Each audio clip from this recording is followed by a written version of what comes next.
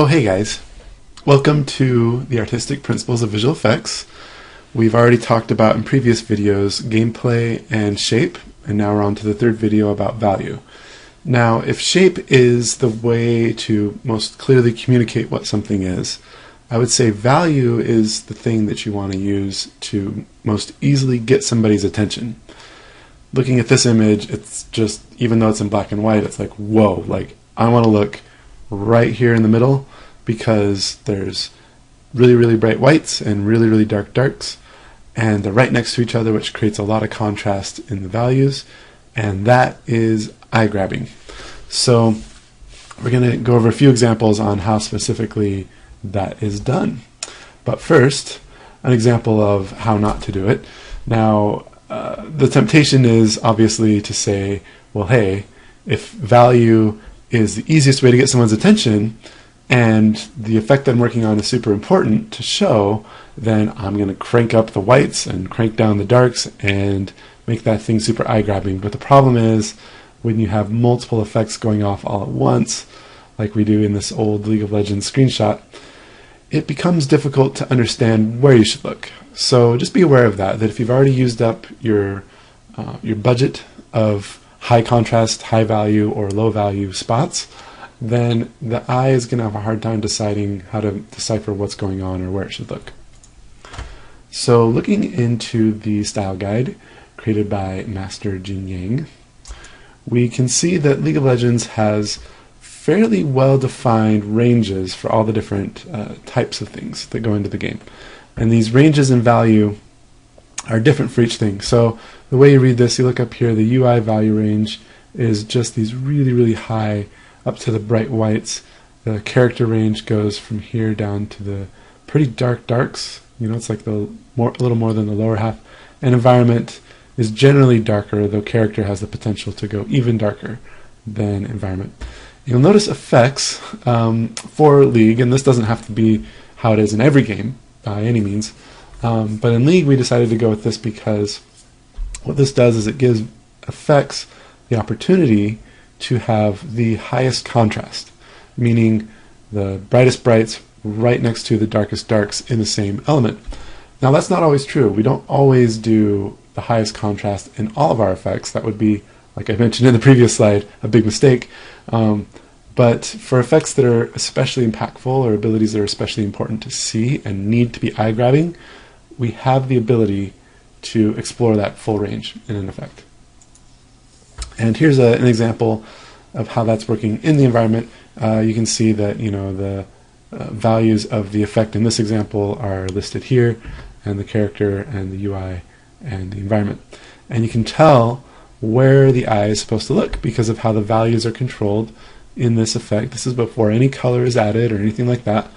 We like to try to look at our effects in terms of value because we know that even more than color, the values that we use are most critical to balancing out where we should be looking. Okay, so here's a nice example from Arcane Zigs done by the illustrious Brian Thompson. So what we've got here is an example where there's some contrast going on. There's some bright whites and some dark darks, but over here, by adding a fuller sense of midtones and then a bright, nice, clear core, and then it goes out to this nice darks, it adds this nice sense of magicalness and etherealness to it that is definitely attention grabbing without being what's the word, like hard on the eyes, your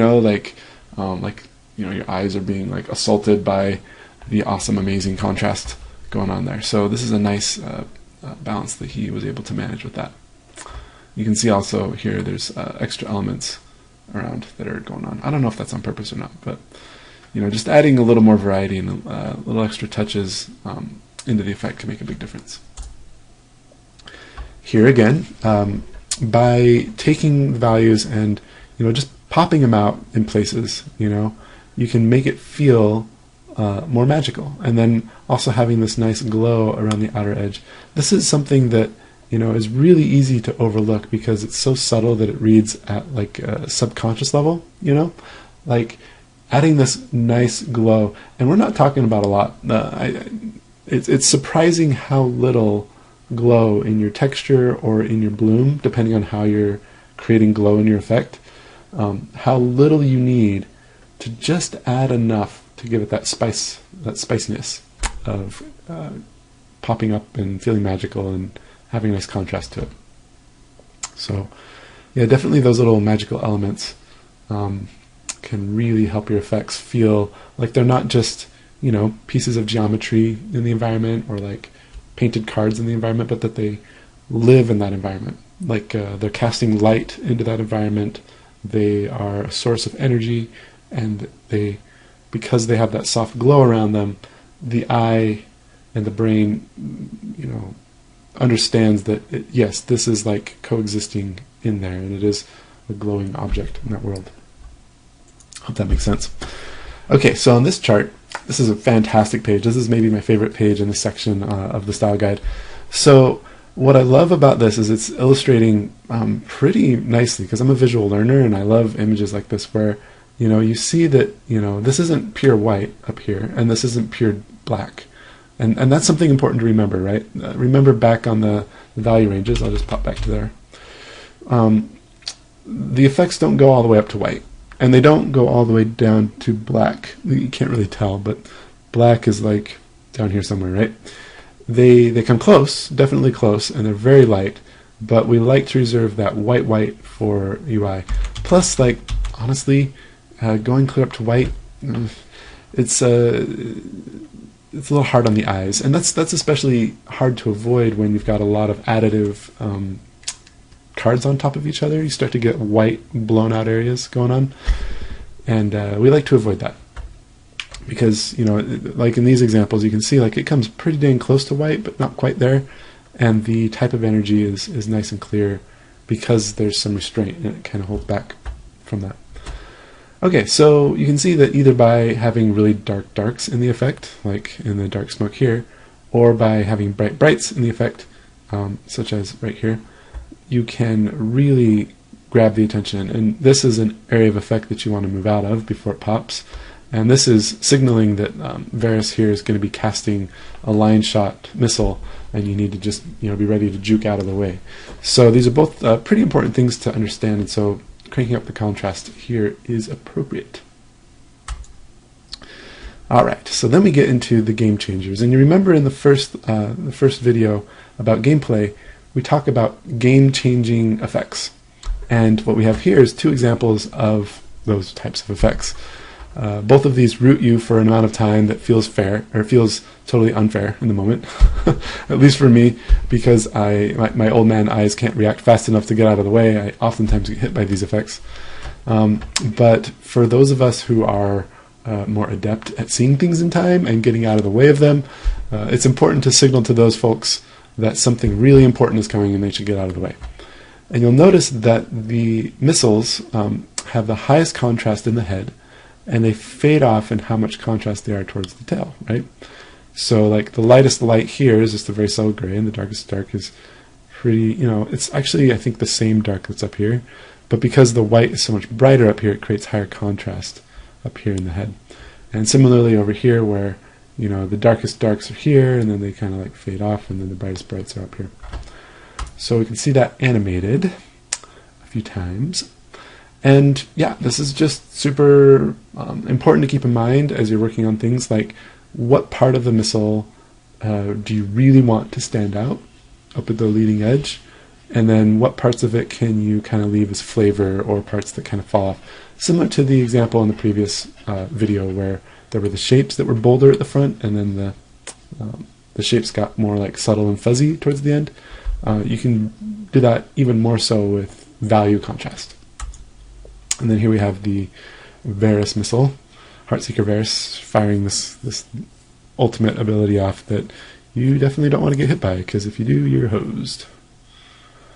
Alright, so this can also apply in areas of effect, and this is Headhunter Akali's Shroud, where she's, and I think she's going to be reworked soon, but we'll see if this applies anymore. I don't know, she might have her shroud, she might not, right?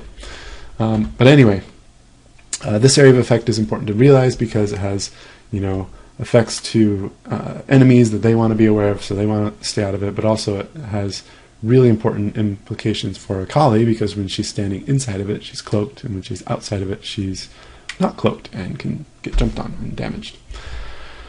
So we've got the flavor going on, right? The electricity, the lightning coming around, and then, you know, the nice technology radiating outward.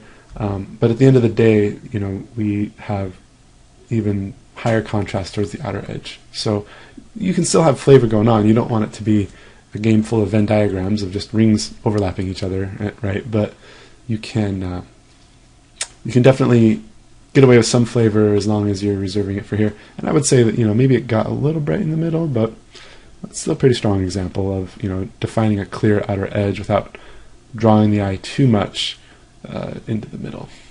Except it is kind of hypnotic. All right.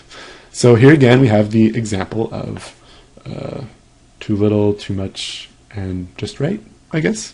So this is Elemental Select's firing an ability that, again, is super important to get out of the way of. And you think to yourself at first, like, hey, I can see that. It's orange, and it pops out plenty.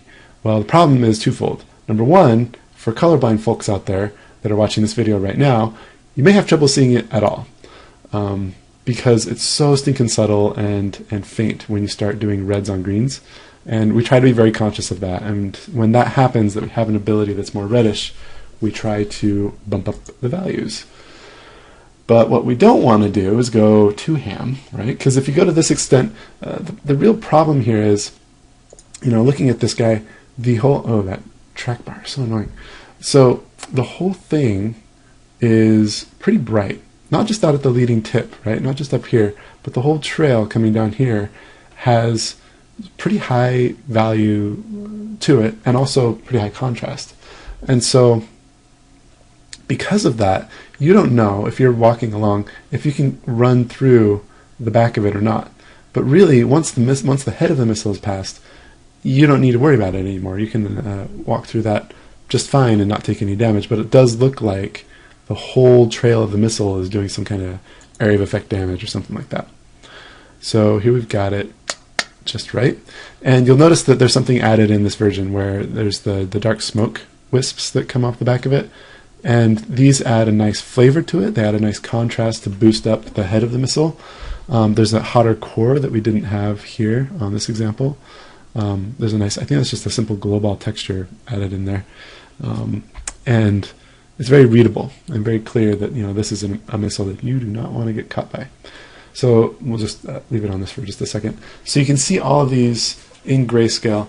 And a note on grayscale and getting videos to do this kind of thing, if you want to work this into your pipeline, I highly recommend it. It's been super valuable for us on League to take a hard look at our effects in grayscale. Now, a note on that: in Photoshop or in After Effects, if you just simply switch to grayscale, it doesn't do a fully accurate switch, at least in current versions that I've used. It doesn't use a fully accurate switch over to grayscale. It's like the values are a little off somehow. But there is a way by changing the mode in Photoshop that you can actually get an accurate transition to grayscale. And if you don't know what I'm talking about, you can look it up. I might leave a link in the description. I don't know if there's any tutorial. That's just something I heard by ear. Just beware of it, that, you know, don't always trust the grayscale that you're seeing, because you might notice here that, you know, when I converted this in After Effects to grayscale, it's different than this one here. The values are different. This one is more blown out, whereas this one is not as blown out. So I think this is the accurate one, if I'm not mistaken. So you get the idea. All right.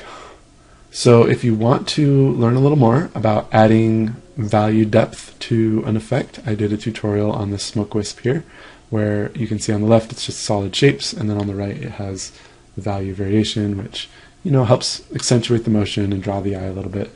It's a fun little tutorial that can kind of get your brain thinking about adding some depth into all of your effects and leaving points of highlight and then points that fade off and so forth. As always, recommend heading over to the forum. If you guys need any insight or knowledge into something you're working on, whether you're working in Unreal or Unity or another game engine, There's lots of industry professionals working in real-time VFX on here who can give you some insight into the same issues they've run into. We are a fairly small community these days, and there's really not many of us to fill the need that there is going on in the industry, especially with growing opportunities in VR, and even in things like television are starting to use more real-time-ish kind of pipelines. There's just a lot of exciting stuff going on out there. So if you're wanting to work in animation and I'm not sure which discipline you exactly want to do, here's a great way to start exploring real-time visual effects. On that note as well, if you're looking for a job, hit up the job board. I set this up in collaboration with Keith, who runs the forum. So you can come on here. If you're an employer, you can purchase a post. If you're someone seeking employment, you can just come on for free and browse the posts that employers have left. And we try to make it a really valuable experience for anyone looking for effects work in the industry. So that's pretty much it for value. I hope you guys use value to great effectiveness and continue making awesome.